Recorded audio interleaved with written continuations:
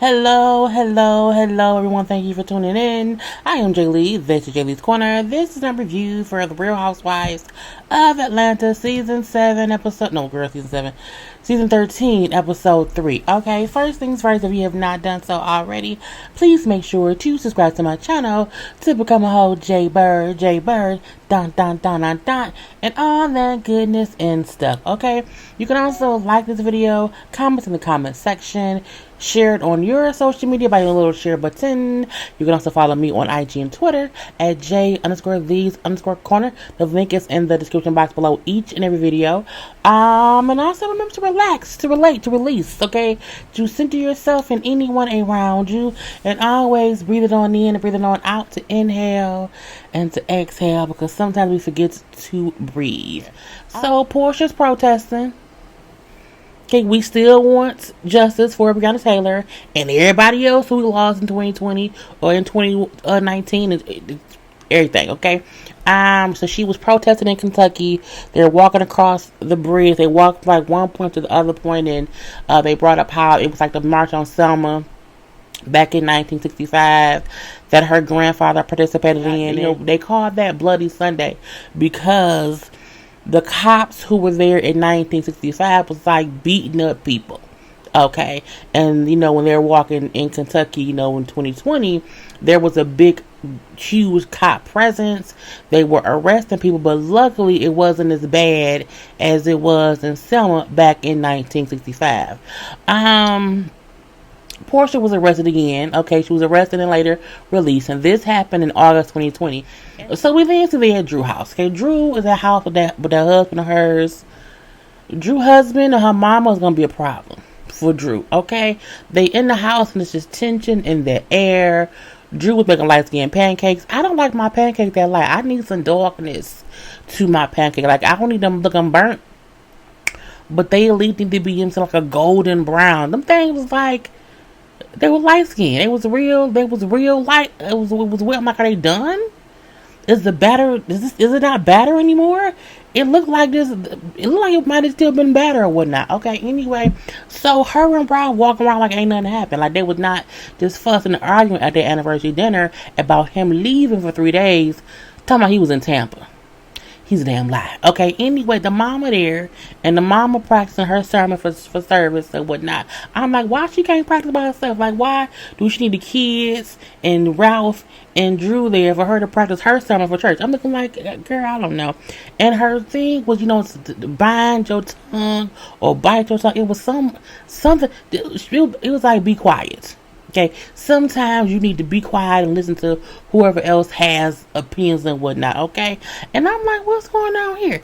And he goes, mama was looking at you. I'm like, if he didn't notice that what you Drew to me was trying to make him know my mama wants to tell you how I feel, but she gonna act like it's how she feel or whatnot. Drew uses her mama to say to her husband things that Drew don't want to say out her own mouth. Drew need to leave Ralph. Okay, that man left for 3 days. He just seems toxic. Like, it's a weird, like, why you with him? Is it for the kids vibe or whatnot? Because I mean, show me the goodness before I get the bullshit. And I feel like Ralph and Drew came on here showing us Ralph's bullshit, and because he's shown us the bullshit first, that's all we see. I'm tired of it and whatnot. Okay, anyway, the mama brings up how, well, I don't like how Drew was crying the other night at your anniversary and whatnot, and I came over and everything, and I had a feeling, had an inkling that something would happen, because Ralph and Drew was probably always on that bullshit fussing. Now, we don't know how bad she is right now, but we know how bad Ralph is already or whatever. And then she's like, I be trying to not take sides, but, you know, Ralph always wants people to agree with him. And I'm like, I don't feel like Drew mama should be sitting up there fussing or even talking to Ralph about him and Drew shit. If Ralph and Drew ain't had this conversation, adding your mother will add more stress, because then you and Ralph gonna fuss later about your mama fussing with him. You can't fix the fuss you have with your husband, because you're not gonna fix the fuss between your mama and your husband, and that ain't good. Okay, you should. I'm a firm believer you should not bring other people into your marriage.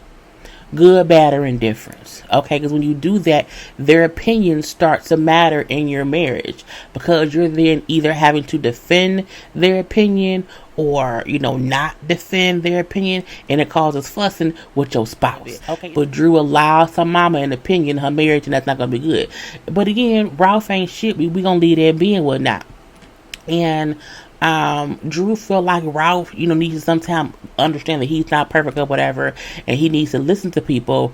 How her mom's sermon could help him and other folk. Again, she is saying, let her mama say what she wants to say. Ralph, shut up and listen or whatever. And Ralph, like, well, I know that me and Drew have things that we need to work on, but that needs to be between me and Drew. And I also think the sermon will also help other people.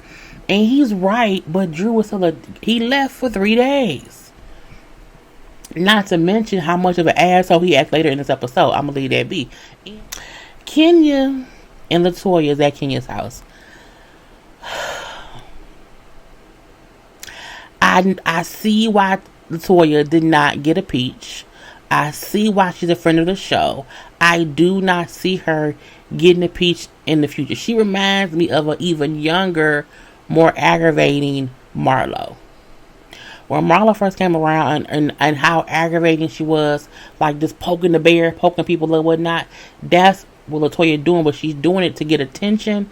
And I'm like, we have no idea who you are, what you do. And she's a huge YouTuber. I don't know her. Y'all do know not all YouTubers know all other YouTubers. I'm like, I don't know that lady, and I'm sure she don't know me. Okay, so my thing is, we don't know who she is or what she do. We know nothing about her. All we know about her from her being on this show, these first 3 episodes, is she's young, she's beautiful, and she's messy, and she's petty. That's it. That's it. Oh, she got a marriage that's not working out. Okay. But I mean, girl, and they sitting up there, and the whole time they were sitting up there, whatever, just talking about Drew. Okay. And I love hanging out with Latanya. I don't get why. I'm telling y'all, Kenya is up to something, because ain't no way her and her Latoya is just so buddy so quick. Not on my watch. Anyway, they sitting up there discussing Drew's wig from the last episode. Where's the damn? Oh, I forgot. Well, I'll show that in 1 second. From the episode, and this is the wig that Latoya called a pet. Called it a cat, since she had a cat on her head.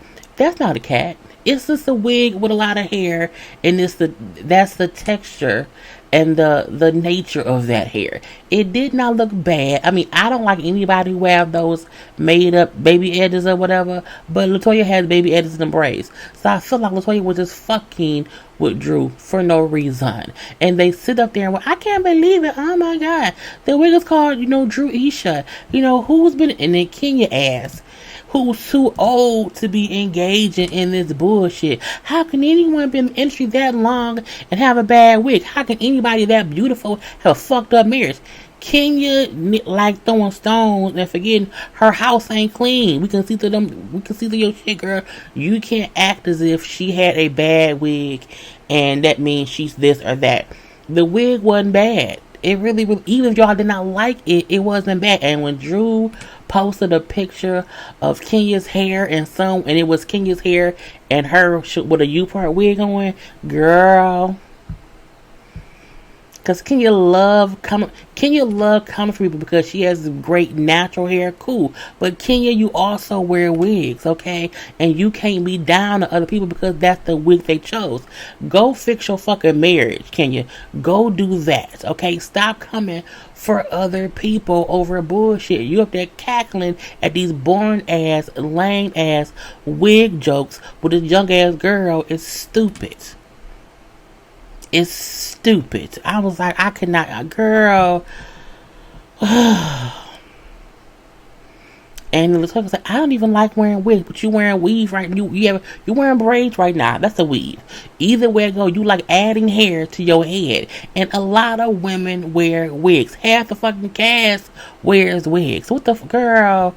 It's childish, and I'm over it. I'm like, for what? And Latoya and Kenya start taking photos. We're gonna put this on a dating site and they're both married but separated. Girl, If y'all focus on y'all husbands or even yourselves, because if y'all husbands, ain't shit and y'all want to leave them, that's fine. Focus on yourself. Coming at Drew was lame and petty, but Kenya likes picking on new people, and I think she feels as if she has a bonding, picking petty Betty bubble ass bitch with Latoya to help her pick on Drew, and I feel like Drew gonna get in that ass and whatnot. Anyway, we do see Candy, Cynthia, and Kenya are at Candy's house working out because they've gained some weight during COVID. They want to work out or whatever. They then sit and chit chat or whatever. Cynthia brings up how she still wants to have this big wedding with 250 guests, okay, and the guest list may not happen based on the COVID rules or whatever, and she's trying to get this outside venue so that she can have all the guests that she wants. I feel like Cynthia is being a bit too irrational by really wanting to have 250 people when there's a known pandemic happening. The fact that you couldn't put the 200 people down to 100, but you really wanted to hold 250, and I'm like, that to me was just like dumb. But people in Atlanta was acting like, and still act like, the pandemic didn't really matter, okay? Anyway, Cynthia, she's on some bullshit if you ask me. So they then get on her and Mike trying to work on a prenup and how that could go. And both Candy and Kenya had two pieces of advice that kind of mirrored each other, where Kenya said, like, you need to get one because her and Mark don't have one. You need to get one, and what you came in with is what you leave with. That's what I think should happen. And Candy's advice was, yes, you do need to have one, but you need to get it sooner rather than later. Like, don't wait until the last minute, because again, you want time to be able to work out the kinks of it and get your feelings out about it, because again, remember, her entire signed theirs on their wedding day, and it caused a whole bunch of stress. So, and again, we know that Cynthia and Mike got married, so either way it goes, it doesn't really matter. So Porsha and Tanya are hanging out. You're seeing Porsha, little sister Lauren's there too. We had not seen I forgot about Tanya because they haven't really spoke about her, but I love Tanya. I really, really do. Her sister Lauren, I'm looking like, okay, she's just like there. They're going to pick up girl.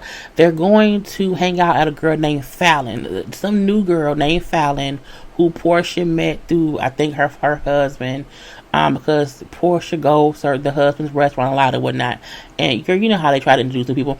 Anyway, on the way over, okay, they all chit chatting about COVID and being stuck in the house or whatever, and say like, at first, it was amazing being in the house of Paul all the time. Fun. And then eventually it turned into like, can you go some fucking where, please? Because, it's hard being, it's one thing to be like in the house together and you can leave and come back when you can't go nowhere and you just up under each other.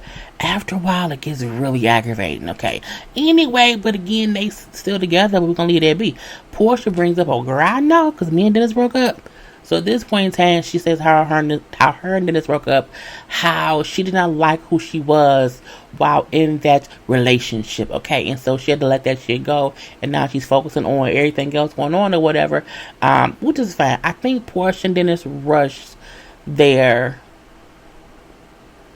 engagement in the first. They got engaged, in my opinion, because Porsha was pregnant. And I think that newness of that love and that affection was in them, and they just kind of kept going.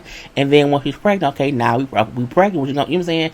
And now, PJ's like a year or two old, and they've been engaged for some time. Like, I think they realized, like, we probably not supposed to be together, like, not forever. Like, it was never supposed to be forever in the first place.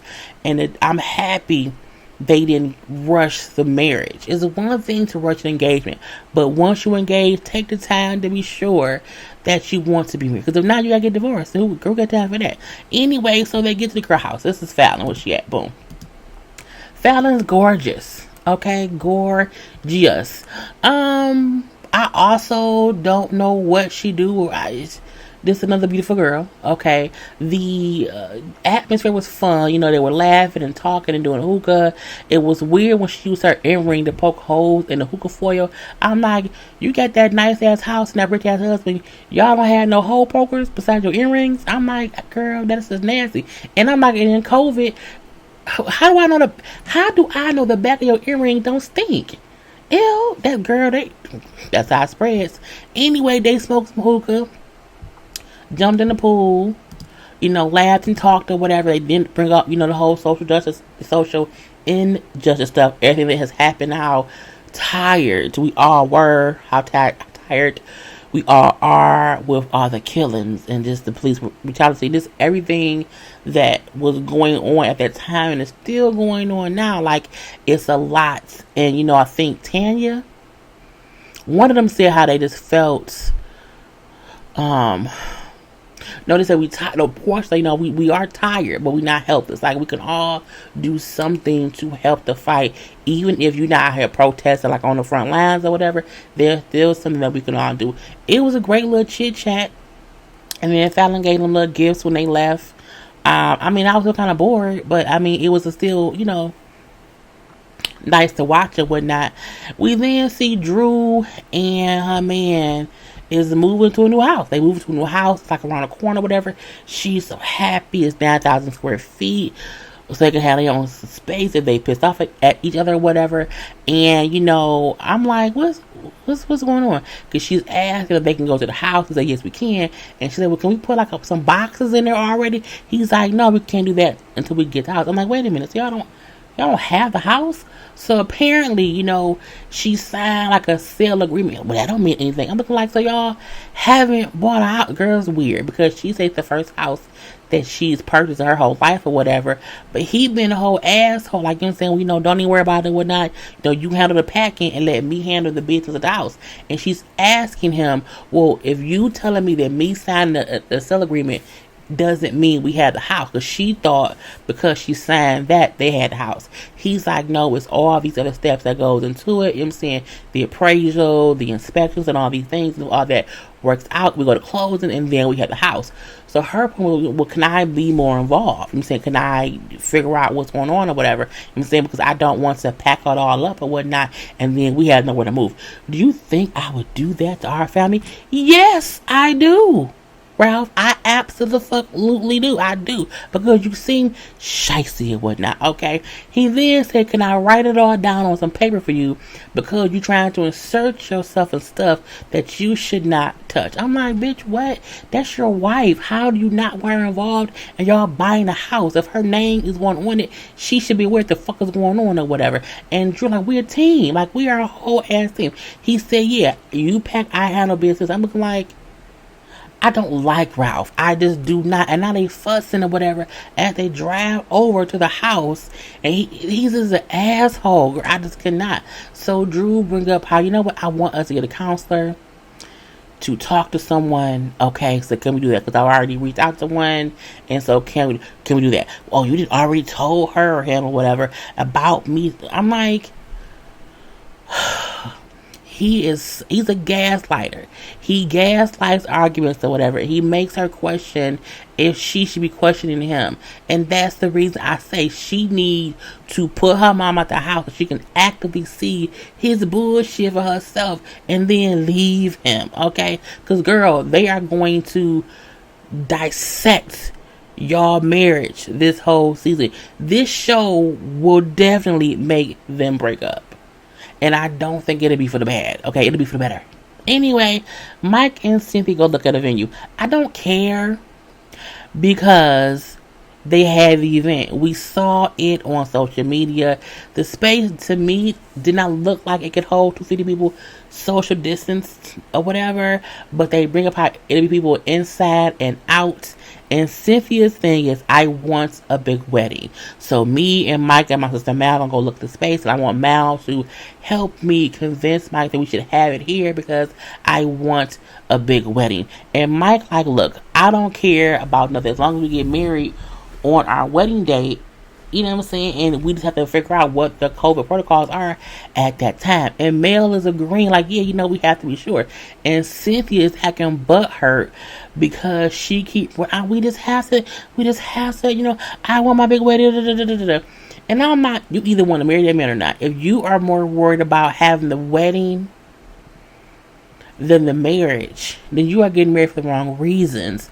And not that I think that she don't love him, but the fact that she kept nitpicking about how she just had to have this way or whatever, and I don't know if we can have it if it's girl. But again, we don't care because again, they got married. Now them fussing in the car, because he feel like, she wanted one way, she feel like he wanted a different way, and they up here playing dictionary. Well, you said need and I said one. I don't care because what we saw the wedding happen, and then y'all want us to invest our time and energy into watching them plan the wedding that the show did not even shoot. So we're not even going to see the wedding on the fucking show. Man, not today. Fuck y'all. Gotta go. Peace.